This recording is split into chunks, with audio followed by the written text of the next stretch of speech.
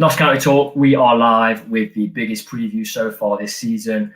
It's for a huge semi-final tie. Now, last year we joined the playoffs at this stage and then beat Barnet. We've obviously had to go a bit deeper into the playoffs this time, and we beat Chesterfield at home 3-2. I'm in no doubt that fans of both clubs, as Torquay fans joining us, will have been aware of that. Now, just before we start the preview, I want to bring your attention again to the Just Giving page we've posted in the chat. Both of us are running the Robin and a Half Marathon to raise money for the Notts County Foundation. Obviously done some fantastic work during the pandemic, and in general anyway, they're a fantastic organisation. So if you could pledge any money, or at the same time, if you could just share the Just Giving page, that'd be amazing. We're going for a little jog after this, aren't we, to get ready, George? Yeah, a little warm-up jog, yeah. Little warm-up jog. George, should we bring a guest in for this evening? Yeah, so we've got a very special guest tonight, Jeff Brazier. We're delighted to have him on the channel. He's been doing a lot of good stuff for BT Sport. He knows his stuff about the National League as well. So what better time to have someone like Jeff on? Jeff, thank you so much for joining us. Cheers for having me, lads. Your run sounds interesting. I wondered why you both had your PE kit on. Yeah, we're straight out the door after this. We're both got dodgy knees. But yeah, we're training for this half marathon just to try and raise money for the foundation. They've done some good work lately for the community. So it's a good way to. Sounds really good. Money. Good luck with it. So first of all, I know we're here to talk about the playoff semi-final. First of all, I want to talk about the National League season as a whole. How did you see it panning out? Did you expect Sutton to go on and win the title? No, of course not. You know, we always get drawn into giving predictions at the start, and obviously we're always kind of changing our minds throughout, but never Sutton.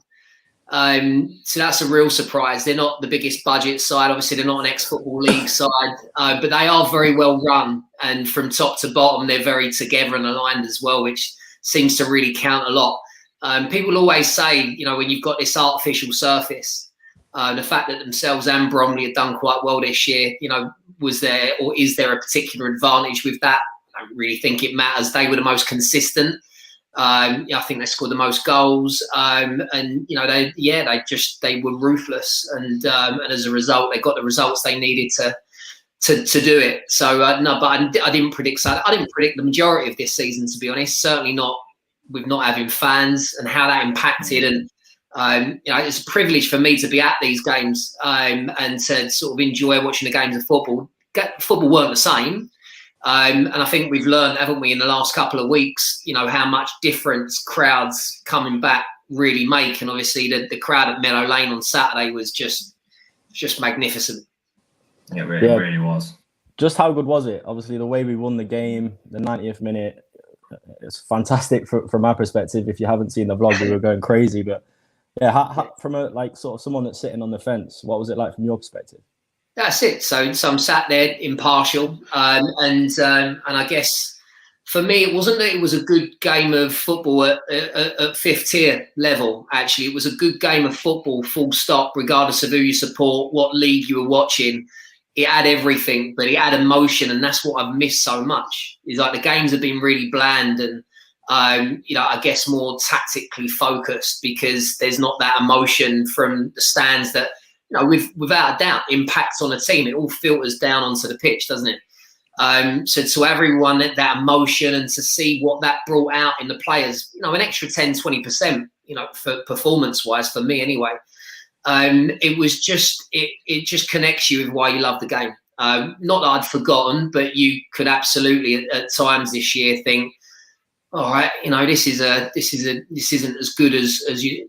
Fortunately, the drama of the league will always drive a narrative. There's always a story to the season, the ebbs and flows of it. But for it to finish the way it is, with two great games at the weekend, and obviously with two great games in prospects as well, it just, for me, it's taken a National League to the next level. I don't know whether you agree with that. Yeah, I do. Going back to what you said about fans being in there and impacting, we've seen it this season especially. Now, no disrespect to some of the teams. We played Kings Lynn and we were played off the park for 85 minutes, scored a couple on the break at Meadow Lane. And I just feel we've spoken about it on the channel. With fans in the stadium, that would not have been acceptable. It was under Ardley. It was incredibly poor performance. But yeah, fans have no doubt had an impact. And I think we briefly spoke before we came on, Jeff, that you said that even at 2-1, no Notts fans were booing the team or getting on their back.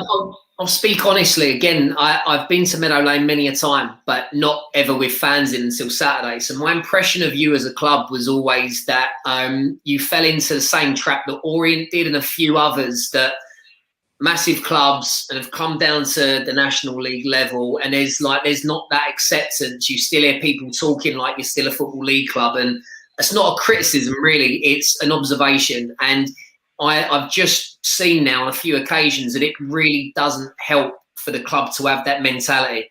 You're there ultimately for a reason, whether it's to do with the playing staff fully, or whether it's about the way that the club's been run. Is the reason you're at the level. So I was wondering whether if it weren't going your way, and let's face it, Chesterfield played the first half like perfectly. Whether I'd hear a few boos and whistles at half time, and when I didn't, I thought, yeah. And don't get me wrong, because obviously, again, with managers, like I know that half of the fans, I think, didn't want Ardley and thought that maybe he's run its course, and maybe a lot of you felt that he still did deserve to be there. And I know Birchnell had a bit of a tough start. I think 2 wins in 8, wasn't it? And then obviously beyond that, it started to improve. Again, I look when I'm doing my research, I do a lot. I look on the club's Twitter profile and I see all the comments, and it gives you a bit of a, whilst not completely, you can't be trusted 100%, but it gives you a snapshot and an impression of how fans feel about their club and what's going on there. And I got the impression that people weren't having it, is the truth. But I'm really, because I speak to him and have spoke to him quite a bit, you can feel the passion, you can feel the quality coming out of him, and I got a sense that it was always going to be a matter of when it comes good or when he comes good. But obviously, the season he was running out of time effectively. I'm glad that he did anyway. You get a liking for people as well, or not, to be honest. Like, again, I'm impartial, but he's a very likable individual. He always takes time to speak to you before and after. I always really appreciate that insight, to be honest. He doesn't have to do it. Some managers don't. So I'm glad that it's come good for him, and I was pleased. But again, whilst I thought Chesterfield deserved a lot of credit, I was also pleased for him that he managed to come through Saturday, where you obviously get the chance in the semi-final now. Yeah, I've got to, before we go on, I've got to bring this comment up. Now, we genuinely have a viewer that watches quite often called Ian Birchnell, but it's spelled differently. And this sort of impacts on the game. The question's more about Notts. And he said, what are the thoughts on Birchnell not planning to put a keeper on the bench? Now, that obviously affected Chesterfield. I'd like to get your thoughts on that, not putting a keeper on that bench, because we had it earlier in the season with Michael Doyle going in goal. We had 10 men and a midfielder in goal, 39-year-old midfielder for 75, 80 minutes, and we went on to win 3-1. So he kept a clean sheet, didn't he? Oh, he conceded last minute. It was about 25 yards out, but his performance was decent. What are your thoughts on not having that keeper on there? Would you take the risk? It's a massive gamble, and it's like red and black on a roulette table. Sometimes it comes off for managers, and sometimes it really doesn't. The interesting thing was that there was a few examples, not just the one you've just described, but I think Maidenhead as well got caught out. And that was quite recently as well. So, Chesterfield would have looked at that and thought, I'm still going to go for it for whatever reason. It didn't quite align for Chesterfield, bearing in mind that James Rowe was up in the stands, when he up in the gods like that. That cost them a bit, you'd imagine. But also, what ultimately cost them the most is I'm not saying they would have won the game if the keeper didn't get injured, but it was a major gamble. And now I'm pretty sure that when it comes to semis at the weekend, I'm not sure that anyone would take the gamble again, just because it's too recent. It would be far too obvious a mistake to make moving forwards. But yeah, I think everyone will now always refer back to that eliminator game in the playoffs that year, when Chesterfield ultimately got really caught wishing that they'd put a keeper on a bench. Yeah, interesting point. My next question for you was going to be sort of for someone that's seen a lot of Torquay and Notts this season, just how much of a prospect is this game going to be? Massive game. I always had Torquay down as being the best team in the league with Danny Wright. With Danny Wright, I think that they were the best team in the league. They possibly would have won the league, but they've not had him for half of the campaign, actually. When he came back, all of a sudden, it wasn't just the fact he didn't score in every game necessarily, but I think we got to see the lift that he gave the rest of the team, and that the belief they had when their sort of star striker was on the pitch was like, right, now we're definitely going to win. He makes a massive difference. Credit to Torquay, because they found a way to win without him second time round. Now, I think they're 13 unbeaten. I don't think they've lost at home in 9, but again, you'll have done your homework. They've drawn their last 4 games, and the last one was against Altrincham. I think the one before that was Barnet. Games that really they should won. So I think that also taught me that they've not dealt with the pressure well. So I would say that in your favour, that would suggest to me that with their fans in, because we know the lift that you gave Notts in front of against Weymouth and Chesterfield. They only played one home game, I think, with fans, unless I think I'm right, and that was Barnet, and it was 2-2. So again, where's the lift? It didn't. If there's going to be one, there still could. Don't get me wrong, but if we were to bring it round to, I think another major point, which is I think you're better off for having played the game at the weekend. They've not played for 2 weeks. Don't get me wrong, their training will be really sharp, but I don't think you can ever replicate game time. 2 weeks is quite a long absence. Although this is the season of, there's been quite a lot of teams that had to isolate and not play for periods, and some teams come back sharp and some didn't. But I think for the game, not just for the fact that you've got the 90 minutes in the tank, you've had a full week to train and prepare, sort of, your effort levels, your energy levels are going to be exactly where you need them. But the fact that game must have surely given you some huge momentum. Like, what an experience for the players in front of the fans. What a bonding experience that is. And whilst your fans won't be there, I just think the team that'll be fresh in the back of their mind. And that's why I feel like you potentially got the edge. Yeah, we saw that's the first time Ruben Rodriguez has played, second time in front of fans. But the first time in it, the Weymouth game, I've already said to you, was, without wanting to sound arrogant again, it was a game we thought we were going to win. We did very comfortably in the end. It could have been 4 or 5, maybe even 6. So that's the first time Ruben Rodriguez, for example, has played in England and played in front of fans with that much passion. That's surely got to stick with him for me. And I agree with what you're saying. It could potentially give us the edge, seeing how much it meant to our fans, definitely. Now he knows what club he plays for. Whereas before, you wear the kit, you turn up at the training ground, you see the stadium, it's all lovely, but he hasn't really connected with the soul of the club. I don't mean to get deep, but there are levels ultimately to what creates that optimum performance, and I would imagine that will give him an insight as to what the levels are, who he's performing for, who's watching, that he's representing. So again, it can't do you any harm. I just want to jump back before you ask the next question, George, to when you said about Wright for Torquay. We've had a comment from Jack, who's talked about Cal Roberts and how much of a miss he's been this year for Notts. Genuinely one of the best players for the division I've seen at Meadow Lane, probably since I've been a fan, in terms of his ability and where we are.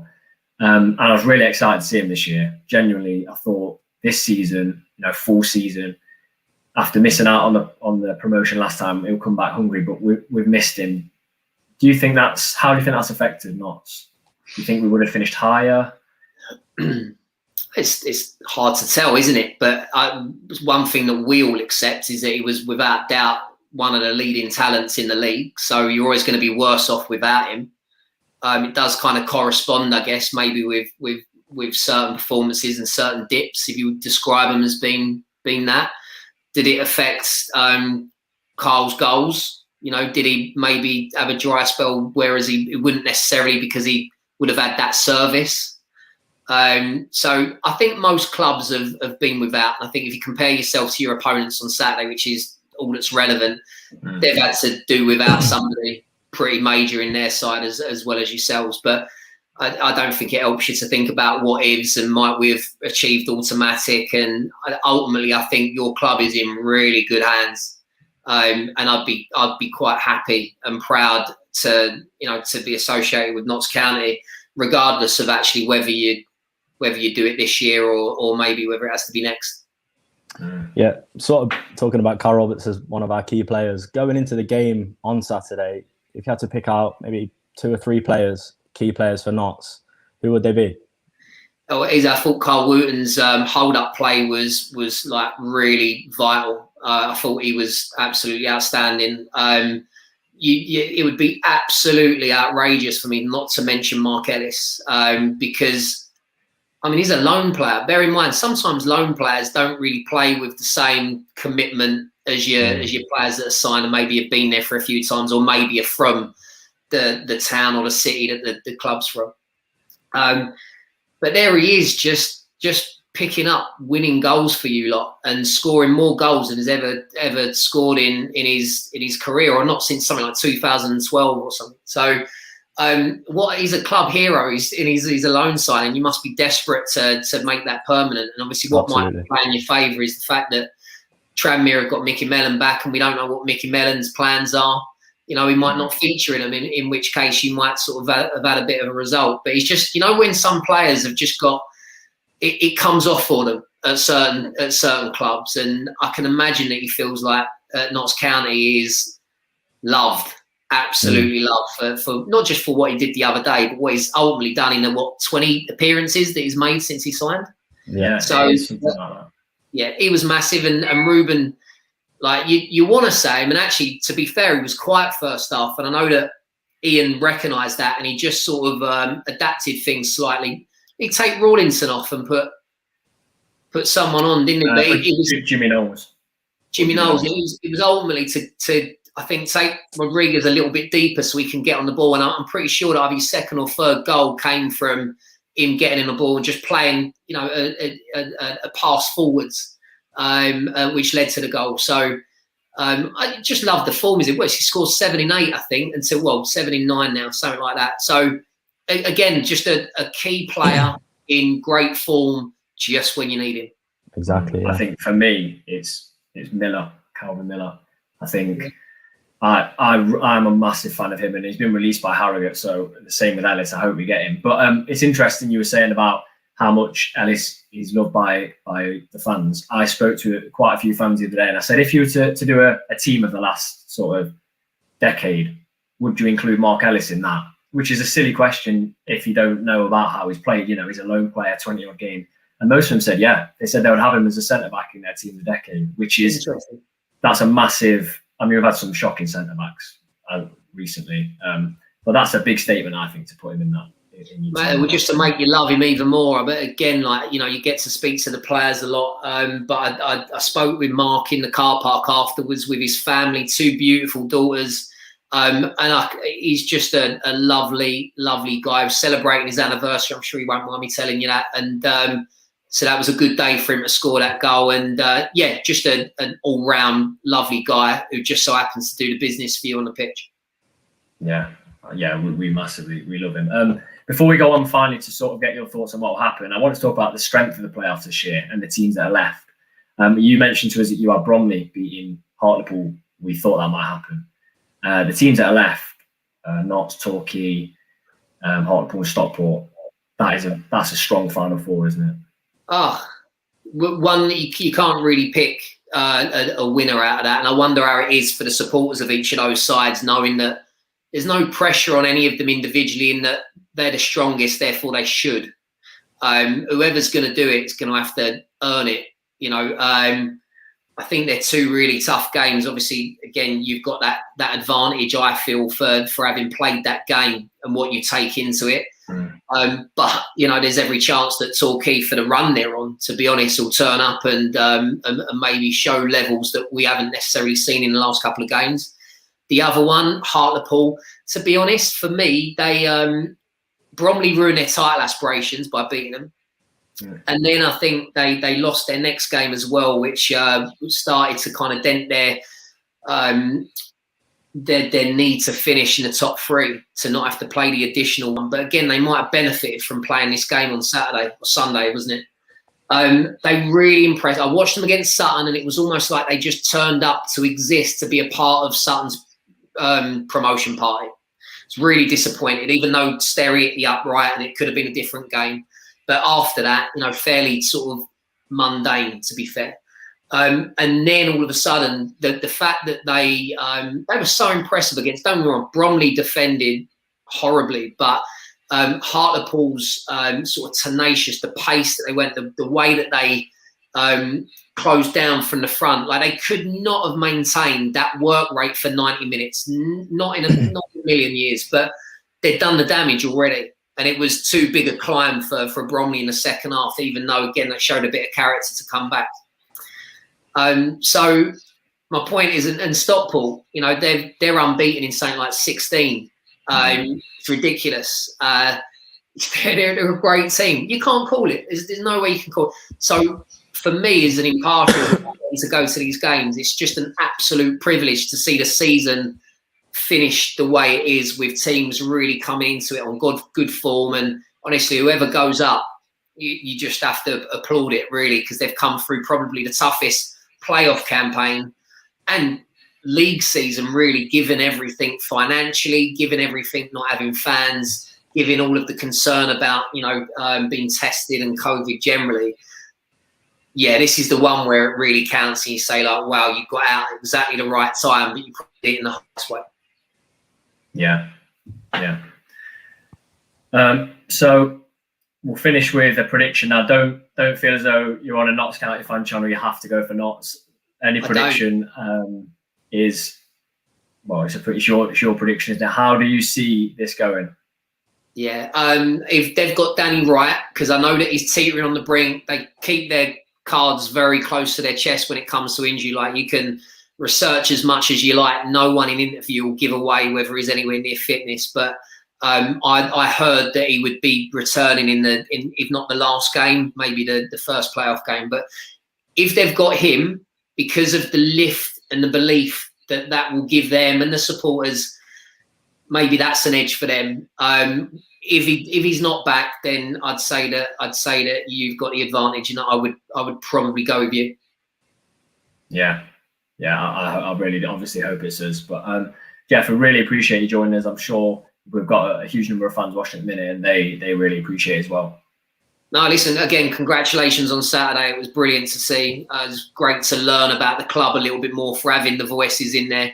And yeah, good luck Saturday. Yeah, cheers, thank you. Enjoy it as well. Cheers. Bye. Cheers, Jeff. Thanks. Yeah, really interesting to have Jeff on with us then. We'll proceed on with our prediction and our lineup. Before we do that, obviously we've had Richard from Notts County Stats on for quite a number of videos. He joined us on the England preview recently. And we've asked him to sort of give us a few stats on an area of the pitch, haven't we, that we feel is very important. And we've seen it. We saw it in the last game when Nathan Tyson came through one-on-one. So before you go into the team, George, I'll just bring this up. So he's put together a few stats for us, comparing Sam Slocum with Lucas Kovalan, the keeper for Torquay. Now, I think Sam Slocum is one of the biggest players for us. Do you agree, George? 100%, yeah. Starts from the back there.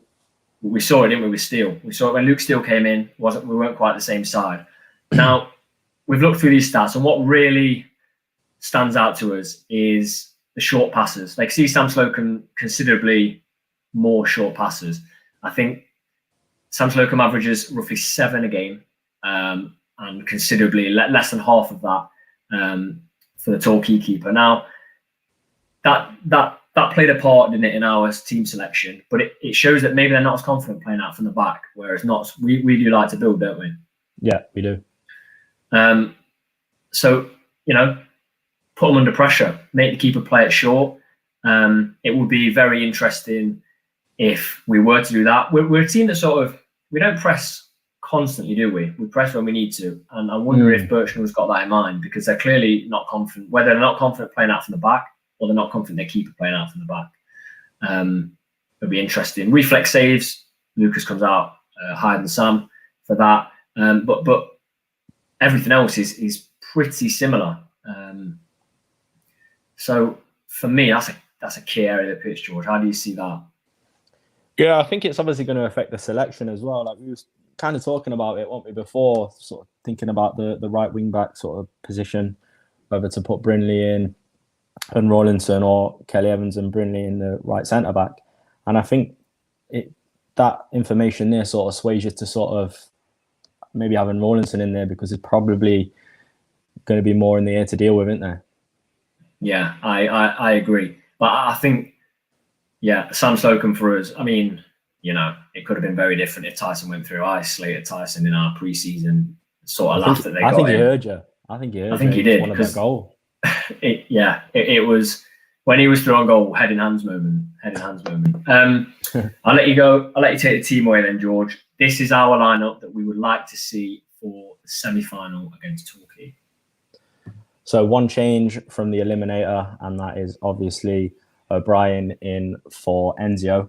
But to go through the team in chronological order, Slocum in goal, right wing back Brindley, 3 centre backs have gone Rawlinson, Ellis and Chickson retrospectively, and Miller left wing back, another key player for Notts, nutmegs people for Fawn. Reeves, Doyle and O'Brien. I feel like this is, without sounding cliche, such an O'Brien game, isn't it? O'Brien absolutely loves games like this, and it's a game he's going to just step up to, and hopefully he comes into it. He was in training today, so if he comes out of training okay, I hope that he will feature, because I think Bertrand does seem to like him, doesn't he? Yeah, I think we need people to quieten down Torquay's fans, and I think O'Brien doing a big tackle or putting them under pressure, maybe even show some nerves in the crowd, is important. Yeah, absolutely. And he is a player that plays up to the occasion, I think. And the final 2 is Rodriguez and Wootton, 2 players that are going to be looking to impress, I feel, in the semi-final. Yeah, that's if that team came out, as George has already said, we're going Rawlinson just because of potentially difficulties in the air, which we did against Chesterfield. We played Rawlinson, he did come off, but I feel like that was more of a tactical change. Obviously, we can guess the team, but I don't think it would be too far from that. It'd be criminal to drop sort of anyone from last week, but I do think we might see O'Brien come back in as a runner. Yeah. George, we'll go your prediction first. Yeah, I can see it being a very, very cagey affair. I do feel like we have a little bit of an edge going into this. Bertrand was talking about it in his presser today, that when he was I can't remember where it was now, but they used to have international breaks. So there's like a 2-week break, and in those times for the players that weren't on international duty, he'd put on games like friendlies, even if it was with a local club, just to do the ritual of putting the shirt on and playing. And I do think that sways in Notts' favour a little bit. We're a side in good form. Torquay have got their home fans in, I understand that, but I just feel like Notts really want this. Torquay have just missed out on the automatic spot, and I do think that essentially affects morale. So I can just see us having the edge over them. And I feel like when we went to their place, we were hard done by with that draw. And you say it all the time, Tom, and I agree with you. These crazy runs that they go on, that teams are on, like they have to end. I think it's a perfect time to play. And Jeff said it towards the end of the season. It was Barnet, wasn't it? They drew with, and was it Altrincham? I think so.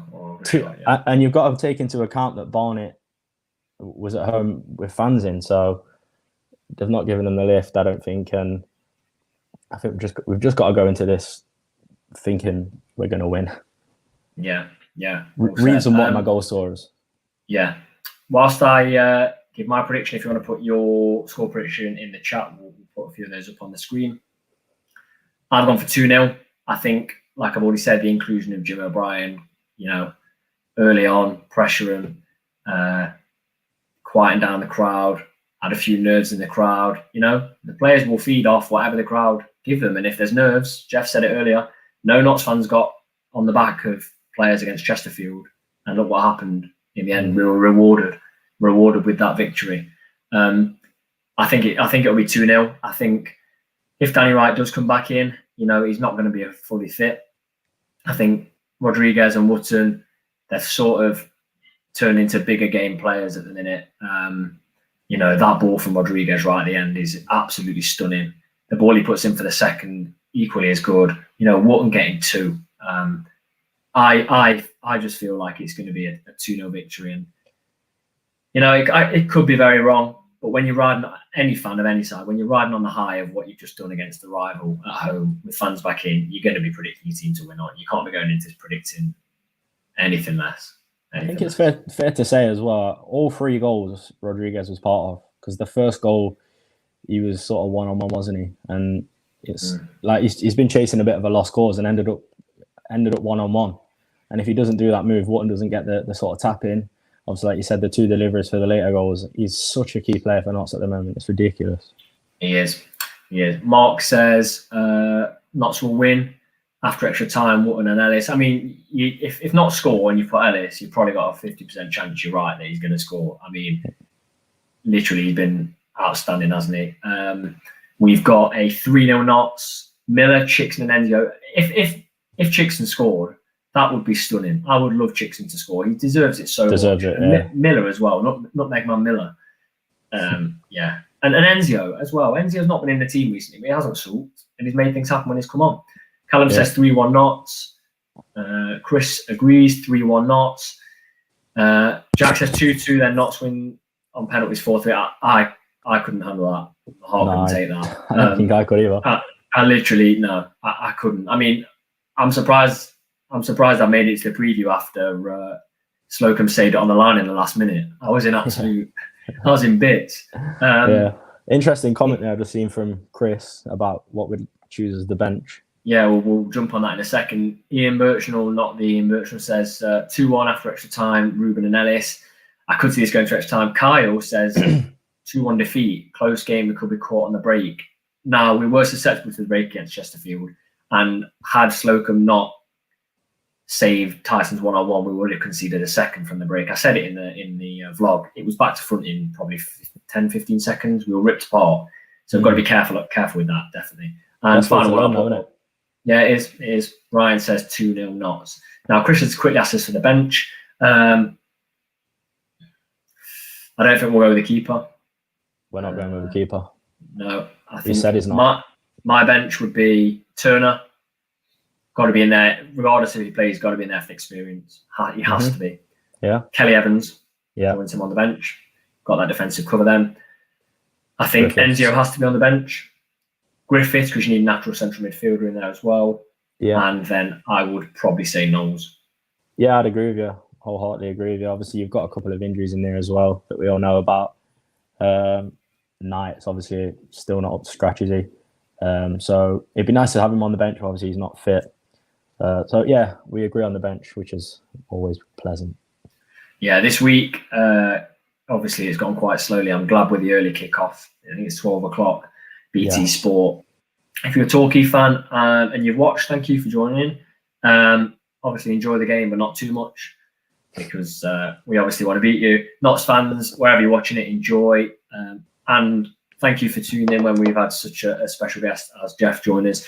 Don't forget, as always, we will have videos up very soon after the full-time whistle, regardless of if Notts win or lose. And as always, don't forget to like, comment and subscribe to the channel.